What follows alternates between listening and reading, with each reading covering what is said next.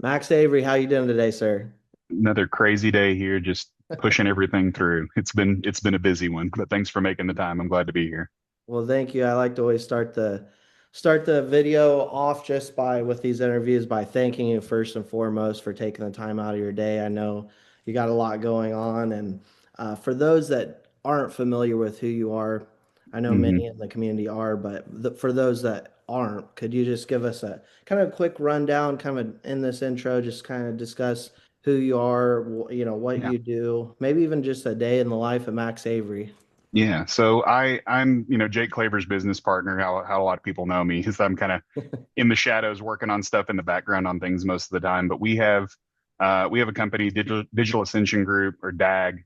DAG is essentially a service provider for people in the digital asset space, and everything that has been born out of that was really kind of built out of necessity. That Jake and I were spending a lot of time on Twitter Spaces and different chat groups talking to people just about things to help protect themselves, protect their assets, mitigate taxes, and a lot of that for me came from lessons learned, running businesses and operating in the space and having to learn things myself. Mhm. Because I didn't come from a pedigree of people that were necessarily feeding me all the info on stuff. It was just that I got involved in business at a young age and kind of brute forced my way into doing things and learned everything I could in the process. So most of my 20s, I spent doing import export for mainly like defense articles. So we did everything kind of like from firearms and ammunition into like large scale weapon systems for foreign governments.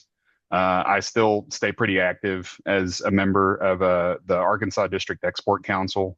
That we essentially are a federally chartered nonprofit that every state has one of that you get appointed to, and essentially it's just to promote exports and help sell more American goods overseas. And so I kind of like got into digital assets at an early age, and coming up with Bitcoin as running mining rigs myself at home, and setting video cards on fire and trying to figure out how to do stuff like that. Uh, I had started kind of paying attention to what was going on with what Ripple was doing as a company, and it was really compelling as a story to me. And the stuff as far as Bitcoin went for me, I'm kind of the camp of like Roger Ver in the Bitcoin that exists today isn't the Bitcoin of yesteryear. And really at the fork is kind of when I started getting out of Bitcoin. It just didn't have the same kind of ethos to me